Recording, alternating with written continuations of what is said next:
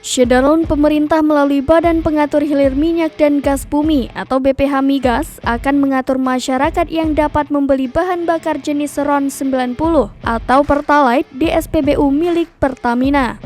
Rencananya, mobil mewah berkapasitas mesin besar akan dilarang membeli Pertalite.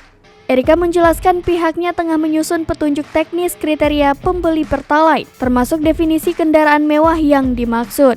Kajian soal kategori mobil mewah berdasarkan CC itu akan dilakukan dengan menggandeng Universitas Gadjah Mada. Diharapkan ketetapan soal itu bisa terbit pada Agustus atau September mendatang. Sejauh ini, kriteria pembeli BBM yang diatur dalam Perpres 191/2014 hanya untuk jenis BBM tertentu atau GBT solar.